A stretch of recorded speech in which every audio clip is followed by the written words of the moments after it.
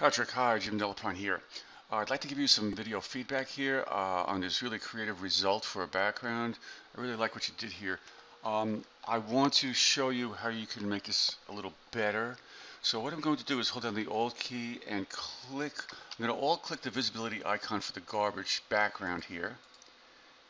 Um, okay, that's hiding everything except for that layer, and because I want to isolate it. And then I want to show this other background that you brought in to meld these together, okay?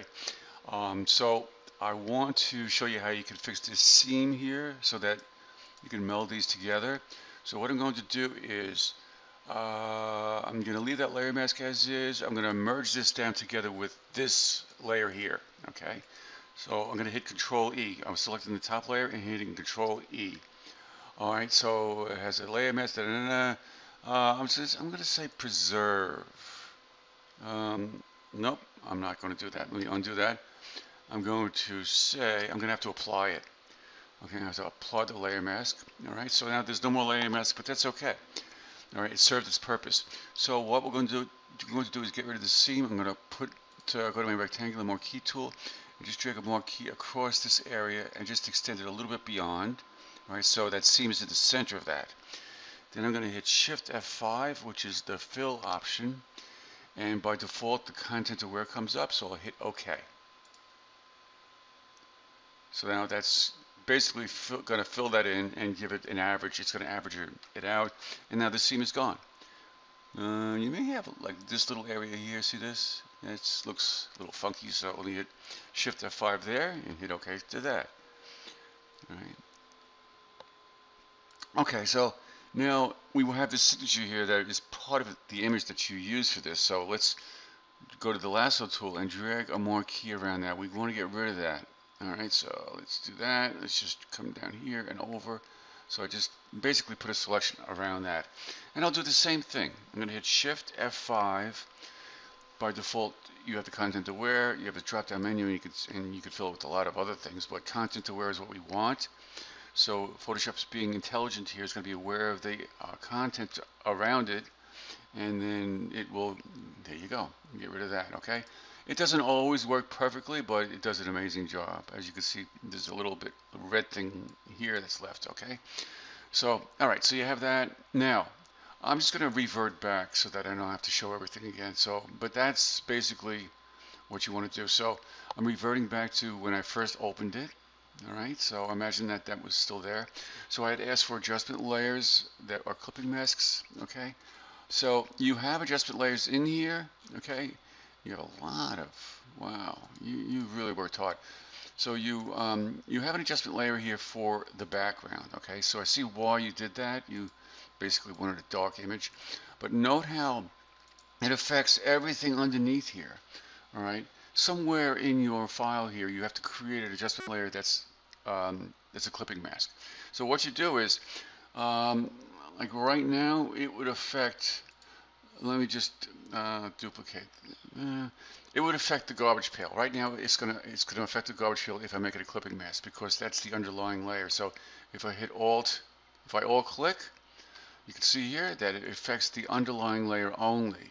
All right. If I want it to affect this other layer here, I could duplicate it by Alt click and dragging it to here, and then Alt click and dragging to the one above, so it affects all of these.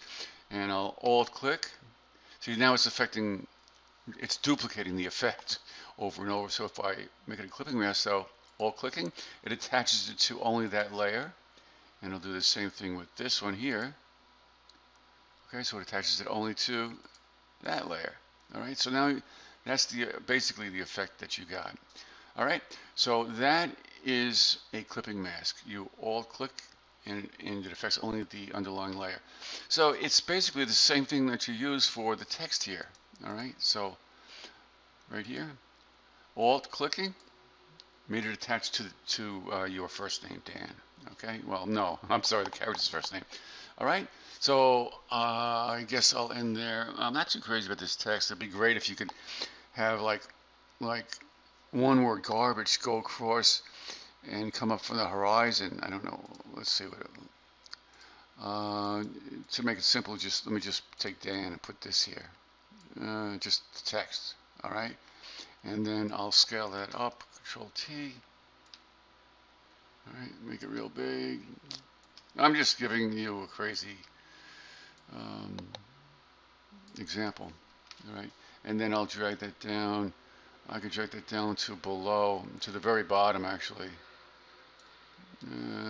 It's a little hard to expand here. Do this.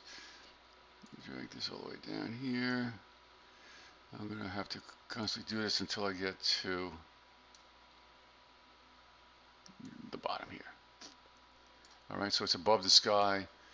So you can see it's like part of the horizon here. Let me just hide that. Alright, so I mean you could also, you know, I should have dragged this with it. Let me just do this, this, and put this above. Where's your text here?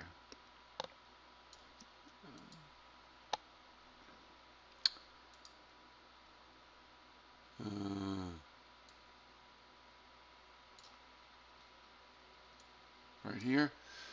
Alright, I'll scale it up.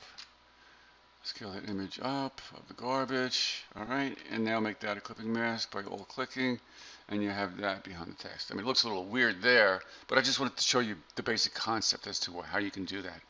Alright, hope that helped. Take care. Bye.